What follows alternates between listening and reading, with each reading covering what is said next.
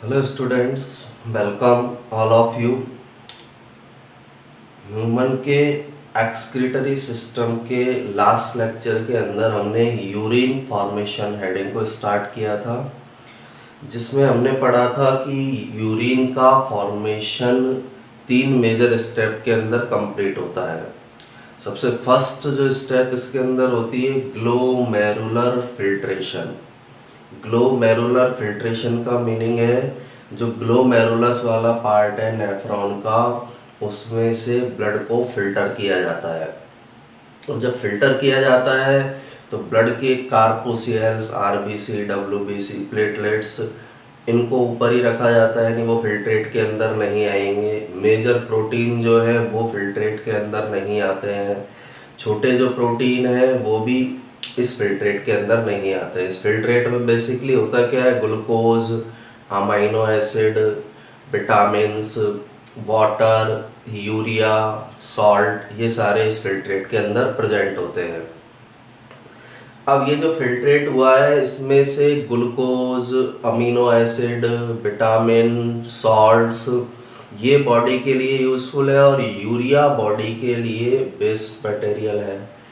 इसलिए जो बॉडी के लिए इम्पोर्टेंट मटेरियल है उन्हें वापस एब्जॉर्ब किया जाता है, जिस प्रोसेस को हम री एब्जॉर्प्शन कहते हैं। री एब्जॉर्प्शन की जो प्रोसेस है वो जनरली रीनल ट्यूब्यूल वाले भाग में पीसीटी में होती है, प्रॉक्सिमल कॉन्वोल्यूटेड ट्यूब्यूल में जो भी बॉडी के लिए यूजफुल मटेरियल है उनका री एब्जॉर्प्शन कर लिया जाता है।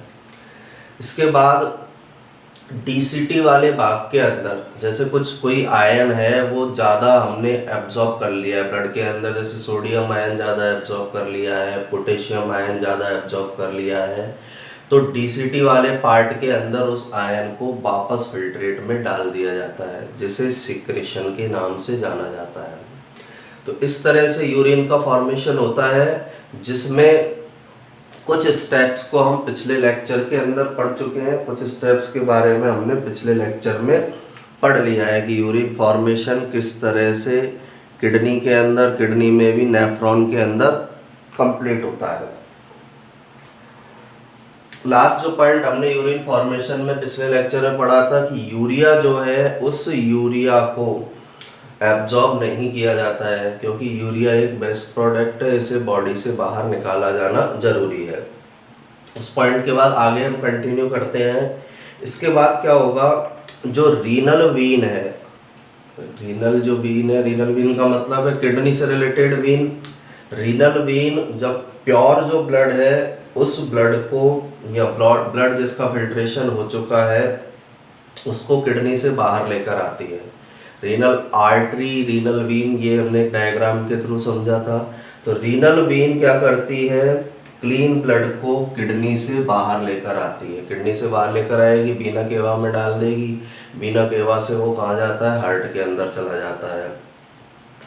और रीअब्जॉर्प्शन के बाद जो न्यूट्रिएंट्स है, न्यूट्रिएंट्स वाले ब्लड को एफरेंट एट्रियोल में डाल दिया जाता है। रीअब्जॉर्प्शन कर लिया जाएगा, रीअब्जॉर्प्शन किया, जो भी यूजफुल मटेरियल है उनको एफरेंट आर्ट्रियोल वाला जो ब्लड है उसके अंदर डाल दिया जाएगा। दो तरह के आर्ट्रियोल हमने पढ़े थे, एफरेंट और इफरेंट।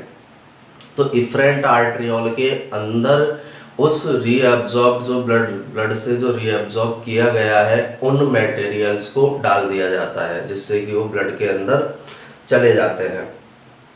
इसके बाद अनएब्जॉर्ब जो फिल्ट्रेट है जिसके अंदर बेस्ट मटेरियल प्रेजेंट है वो रीनल ट्यूब्यूल में चला जाता है।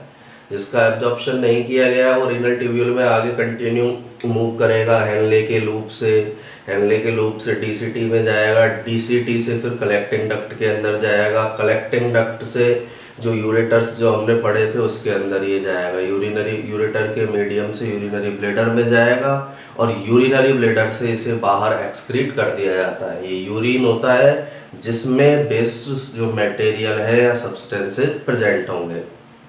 तो यूरिन फॉर्मेशन में हमारा नेक्स्ट पॉइंट है, the renal vein carries the clean blood from the kidney.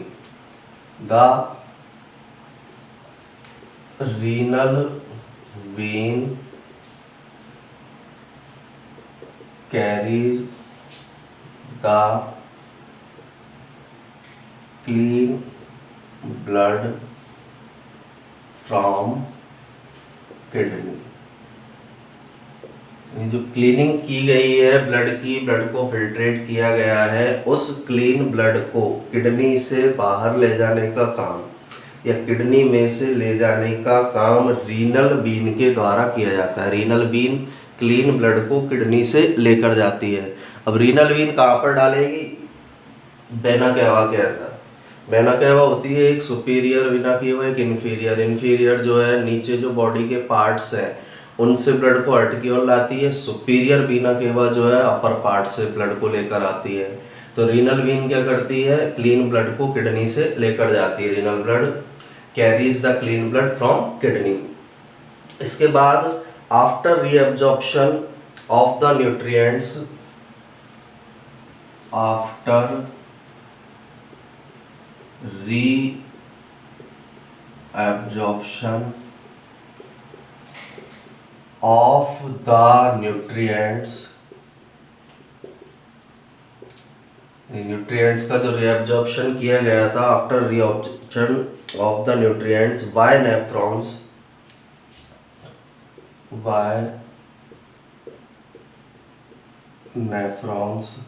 The clean blood is passed to the clean blood is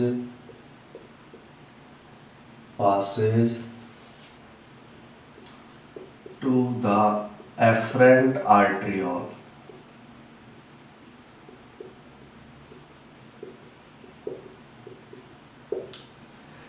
यानी नेफ्रॉन में जब न्यूट्रिएंट्स का रीअब्जॉर्प्शन कर लिया गया है उसके बाद क्लीन ब्लड को किसके अंदर डाल दिया जाता है? एफरेंट आर्टरियोल के अंदर डाल दिया जाता है।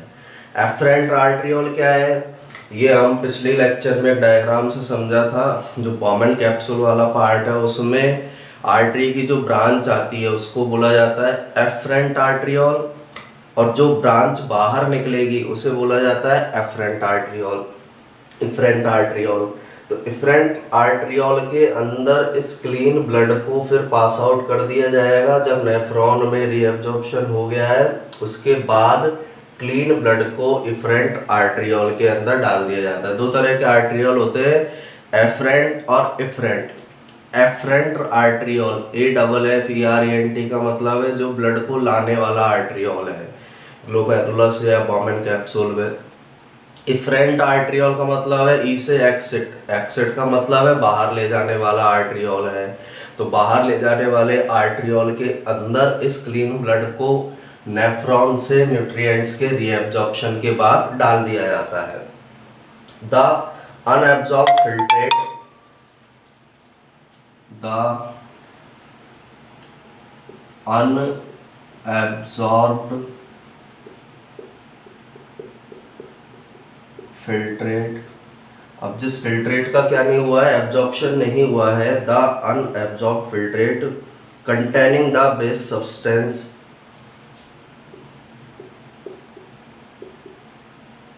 containing the waste substances, the unabsorbed filtrate containing the waste substances remain within the renal tubule, remain within the renal tubule. Absorb हो गया न्यूट्रिएंट्स का। इसके बाद जो अनएब्जॉर्ब फिल्ट्रेट है जिसके अंदर बेस सब्सटेंस है जैसे यूरिया है, वो किसके अंदर रहता है? रीनल ट्यूब्यूल वाले पार्ट में, पीसीटी वाले पार्ट के अंदर से उसका एब्जॉर्प्शन कर लिया गया, रीअब्जॉर्ब कर लिया गया जिन भी मटेरियल को करना है। उसके बाद पीसीटी के नीचे हमने पढ़ा था हेनले लूप। हेनले लूप के अंदर ये रहेगा अनअब्जॉर्ब जो फिल्ट्रेट है, हेनले लूप से फिर आगे की ओर मूवमेंट करेगा।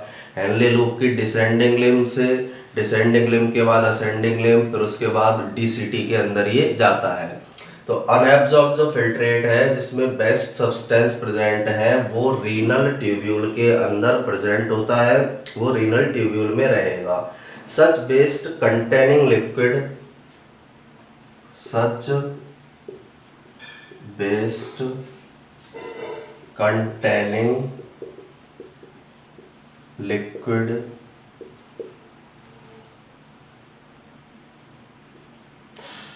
such waste containing liquid forms urine,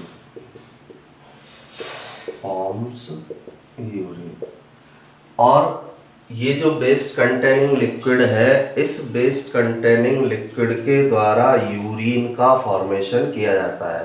जो रीनल ट्यूब्यूल में रहेगा बेस्ट कंटेनिंग जो अनअब्जॉर्ब फिल्ट्रेट है, इस सच बेस्ट कंटेनिंग लिक्विड के द्वारा, ऐसे लिक्विड के द्वारा जिसमें बेस्ट मटेरियल प्रेजेंट है, उसके द्वारा यूरिन का फॉर्मेशन किया जाता है। यूरिन को इस बेस्ट कंटेनिंग लिक्विड के द्वारा बनाया जाएगा। The urine from the nephron is transported, इसके बाद यूरिन का ट्रांसपोर्टेशन होगा। द यूरिन यानी यूरिन है, उसके अंदर बेस्ट वाटर है और बेस्ट मटेरियल है, तो इस यूरिन को, ये जो यूरिन है इसको फिर ट्रांसपोर्टेड किया जाएगा। कहाँ पर किया जाता है? जो कलेक्टिंग डक्ट्स होती है उनके अंदर, कलेक्शन ट्यूब के अंदर इसको ट्रांसफ़र किया जाएगा, जहाँ से यूरिन यूरेटर में जाएगा।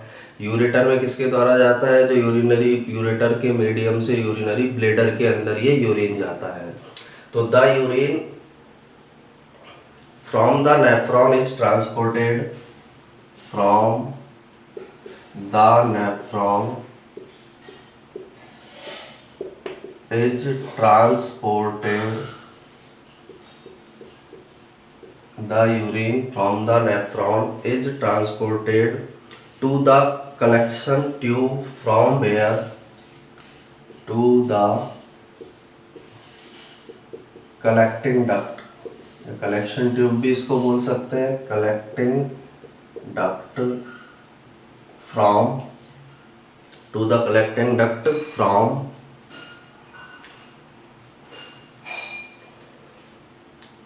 to the collecting duct, from where urine enters, where urine enters into ureters। Collecting duct से ये जो यूरिन है ये कहाँ पर जाता है? यूरेटर्स के अंदर जाता है। And from each of kidney, from each of kidney, from each of kidney one ureter opens in the urinary bladder, one ureter opens into urinary bladder। Structure हमने पढ़ी थी एक्सक्रीटरी सिस्टम की, हर किडनी से एक यूरेटर आता है और वो किसके अंदर ओपन हो जाता है? यूरिनरी ब्लैडर के अंदर ओपन हो जाता है। The bladder is the organ where urine is store. Urinary bladder क्या है? The urinary bladder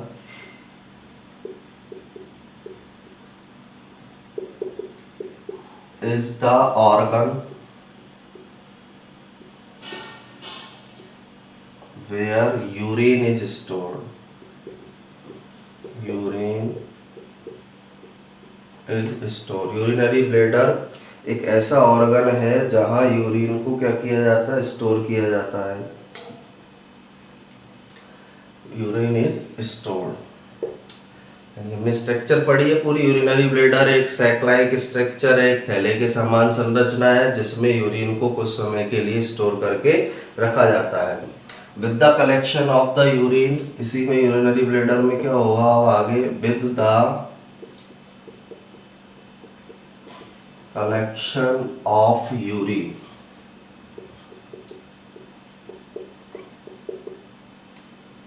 urinary bladder enlarge.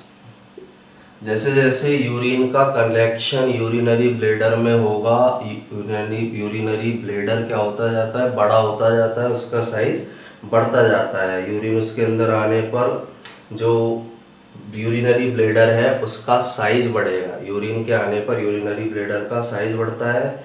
When enough urine gets accumulated, when enough urine gets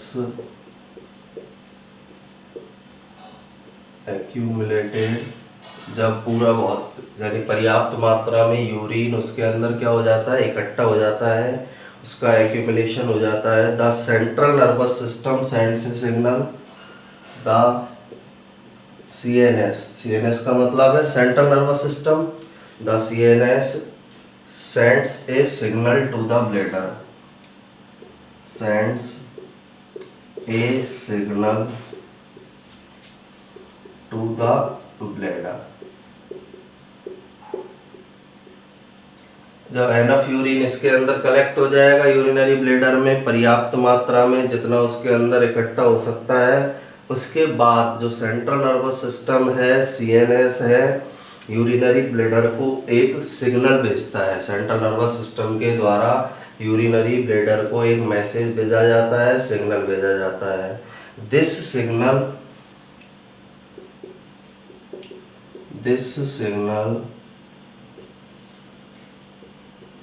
causes the urinary bladder contraction।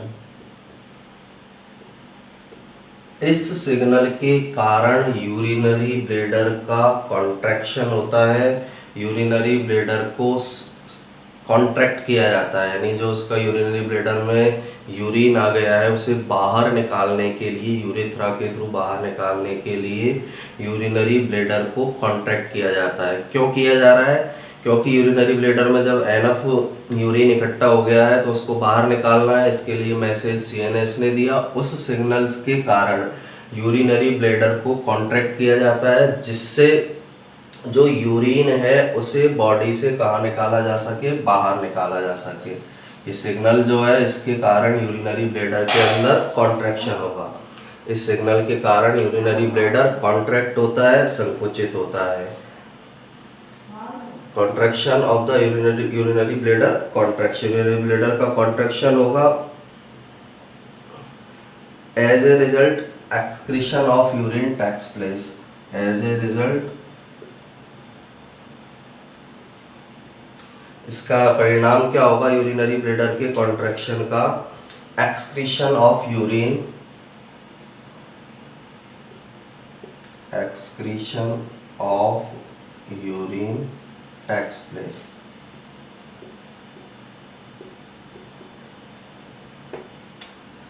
तो ये urine formation की process के बारे में हमने पढ़ा है। यूरिन फॉर्मेशन कैसे होगा, किस तरह से फिर यूरिन को यूरिनरी ब्लैडर से बाहर निकाला जाता है। अब यहाँ जो यूरिनरी ब्लैडर की कॉन्ट्रैक्शन के बारे में हमने पढ़ा है, इस कॉन्ट्रैक्शन की प्रोसेस में क्या होता है, जो ब्लैडर की मसल्स है, यूरिनरी ब्लैडर की मसल्स में कॉन्ट्रैक्शन होता है। यूरिनरी ब्लैडर की मसल्स कॉन्ट्रैक्ट होगी, जो यूरिन है उसका फ्लो नीचे की ओर होगा, और जो यूरेथ्रा है वहाँ पर एक स्फिंक्टर प्रेजेंट होते हैं, उन स्फिंक्टर के अंदर रिलैक्सेशन होता है। स्फिंक्टर रिलैक्स होंगे, यूरिनरी ब्लैडर कॉन्टैक्ट होगा, जिसके कारण ऊपर से यूरिन यूरेथ्रा के थ्रू बॉडी से बाहर निकाल दिया जाता है। तो यूरिन फॉर्मेशन की ये प्रोसेस होगी। एक बार इसको हम फिर से रिवाइज करते हैं। यूरिन फॉर्मेशन में क्या प्रोसेसेस हो रही है? The renal vein carries the blood, clean blood from kidney. जो रीनल वेन है, ब्लड की क्लीनिंग हुई, फिल्ट्रेशन उसका हो गया, उसके बाद किडनी से ब्लड को लेकर जाती है। After reabsorption of the nutrients by nephron, the clean blood is passes to the efferent arteriole. जब रीअब्जॉर्प्शन कर लिया जाएगा नेफ्रॉन में न्यूट्रिएंट्स का, ग्लूकोज का, अमाइनो एसिड का, आयनों का, उसके बाद क्लीन ब्लड को इफरेंट आर्टरियोल में डाल दिया जाता है। एफरेंट आर्ट्रियोल ब्लड को लाने वाली आर्ट्रियोल है। एफरेंट आर्ट्रियोल इसको ग्लोमेरुलस या बॉमेन कैप्सूल से बाहर ले जाने वाली आर्ट्रियोल होती है। The unabsorbed filtrate containing the बेस substance remain within the renal tubule. इसके बाद रीनल ट्यूब्यूल में अनएब्जॉर्ब फिल्ट्रेट बचता है जिसमें बेस्ट मटेरियल होंगे। Such waste containing liquid forms urine, और ऐसा लिक्विड जिसमें बेस्ट प्रेजेंट है उससे ही यूरिन का फॉर्मेशन होगा। The urine from the nephron is transported to the collecting duct. अब नेफ्रॉन से इस यूरिन को कलेक्टिंग डक्ट में ट्रांसपोर्ट किया जाता है, कलेक्टिंग डक्ट में भेजा जाता है। From where urine enters into ureter. इसके बाद यूरिन किसके अंदर आएगा? यूरेटर के अंदर आता है। From each of kidney one ureter opens into urinary bladder. Her kidney से एक यूरेटर अटैच है, तो हर किडनी से एक यूरेटर अटैच होता है, वन यूरेटर ओपन होता है यूरिनरी ब्लैडर के अंदर, वो नीचे ओपन होगा। The urinary bladder is the organ where urine is stored. Urinary bladder एक ऐसा ऑर्गन है जहां यूरिन को स्टोर करके रखा जाता है। With the collection of urine urinary bladder enlarge. जैसे जैसे उसमें यूरिन का कलेक्शन होता जाएगा यूरिनरी ब्लैडर का साइज बढ़ता है। Urinary bladder enlarge when enough urine gets accumulated. और जब यूरिनरी ब्लैडर में पर्याप्त मात्रा में यूरिन इकट्ठा हो जाता है, the CNS sends a signal to the bladder. Central nervous system urinary bladder को सिग्नल भेजता है। इस सिग्नल के कारण क्या होगा? यूरिनरी ब्लैडर में कॉन्ट्रैक्शन, यूरिनरी जो ब्लैडर की मसल्स है उनके अंदर कॉन्ट्रैक्शन होगा। यूरेथ्रा पर जो स्फिंक्टर पाए जा रहे हैं उनमें रिलैक्सेशन होगा, जिसके कारण इस जो यूरिन का एक्सक्रीशन है वो कंप्लीट होता है। तो यहाँ पर यूरिन का फॉर्मेशन किस तरह से होगा वो टॉपिक हमारा कंप्लीट होता है। इसके बाद लास्ट हमें एक्सक्रीटरी सिस्टम के अंदर पढ़ना है हमारी बॉडी के कुछ ऑर्गन है जो किडनी के अलावा एक्सक्रीशन के अंदर हेल्प करते हैं। किडनी तो मेन एक्सक्रीटरी ऑर्गन है, इसके अलावा बॉडी में कुछ ऑर्गन्स होते हैं जो एक्सक्रीशन में हेल्प प्रोवाइड करते हैं। तो नेक्स्ट हमारी हेडिंग है other organs employed in excretion.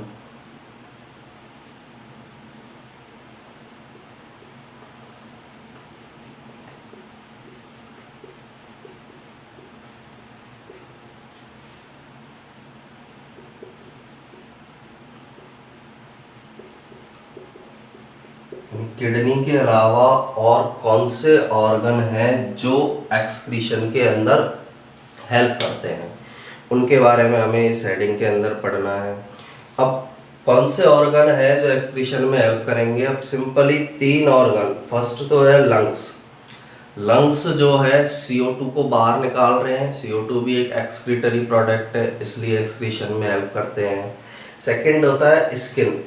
Skin के द्वारा स्वेट को बाहर निकाला जा रहा है, जो स्वेट ग्लैंड्स पाई जा रही है उसके द्वारा स्वेट का सिक्रेशन बाहर किया जा रहा है। और स्वेट के अंदर सॉल्ट होते हैं, यूरिया होता है, यूरिक एसिड होता है, जो एक तरह के एक्सक्रीटरी प्रोडक्ट्स होते हैं। थर्ड है लीवर। लीवर के द्वारा क्या किया जाता है? लीवर बिलीरुबिन, बिलीवर्डिन जो बाइल पिगमेंट है उनको बाहर एक्सक्रीट करने में सहायक है। इसके अलावा कुछ स्टेरॉइड जो हार्मोन्स हैं उनको भी लीवर के द्वारा बाहर एक्सक्रीट करने में हेल्प प्रोवाइड की जाती है। तो बेसिकली 3 ऑर्गन है जो एक्सक्रीशन में हेल्प करते हैं। मेन ऑर्गन किडनी है, इसके अलावा लंग्स के द्वारा भी एक्सक्रीशन में हेल्प की जाती है, लीवर के द्वारा भी हेल्प की जाती है और स्किन के द्वारा भी की जाती है। तो किडनी के अलावा लंग्स, स्किन और लीवर 3 ऐसे ऑर्गन हैं जो एक्सक्रीशन में हेल्प करते हैं। अब लंग्स क्या काम करते हैं? सबसे पहले हम बात करें लंग्स की। Lungs help in the expulsion of the CO2। Lungs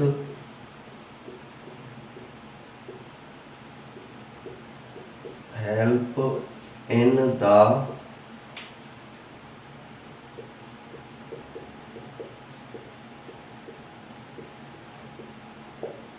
lungs के द्वारा CO2 को बाहर निकालने में हेल्प की जाती है। पहला ऑर्गन लंग्स है। सेकंड लीवर जो है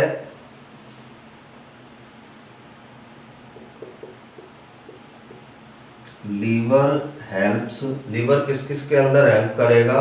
liver helps to excrete bilirubin, biliverdin or some steroid hormone.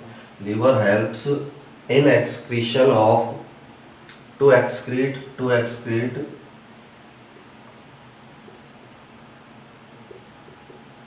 liver helps to excrete bilirubin,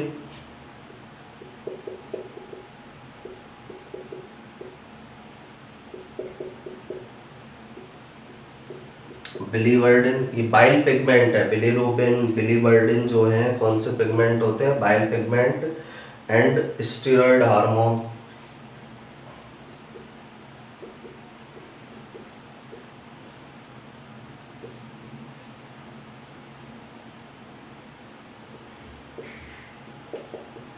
with the feces।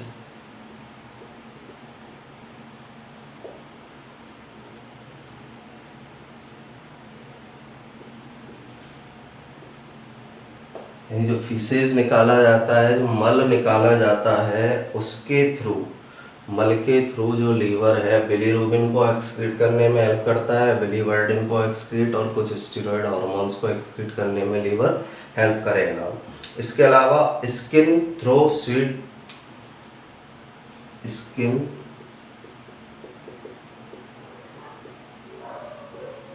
Through sweat, skin जो है वो स्किन में स्वेट ग्लैंड्स पाई जा रही है, वो स्वेट ग्लैंड्स स्वेट का सिक्रेशन करेगी। तो skin through sweat expels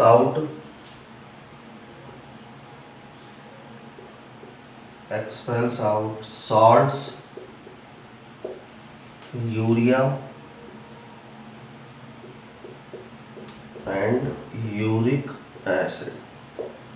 skin के द्वारा स्वेट के मीडियम से सॉल्ट्स को, यूरिया को और यूरिक एसिड को बाहर, स्किन के बाहर या हमारी बॉडी के बाहर निकालने में हेल्प की जाती है। तो ये अदर ऑर्गन्स हैं। किडनी मेन एक्सक्रीटरी ऑर्गन है, वो यूरिया के सिक्रेशन में सबसे ज़्यादा हेल्प करता है। इसके अलावा lungs help in expression of CO2, lungs CO2 को बाहर निकालने में हेल्प करते हैं। Liver bilirubin, biliverdin, steroid hormone, इनको फीसेज के साथ बॉडी से बाहर निकालने में हेल्प करता है। स्किन जो है स्वेट के थ्रू सॉल्ट्स को, यूरिया को, यूरिक एसिड को बॉडी से बाहर एक्सक्रीट करने में हेल्प करते हैं। तो यहाँ पर हमारा एक्सक्रीटरी सिस्टम कंप्लीट होता है। इसके नोट्स बनाने के लिए आप इसका स्क्रीनशॉट ले सकते हैं।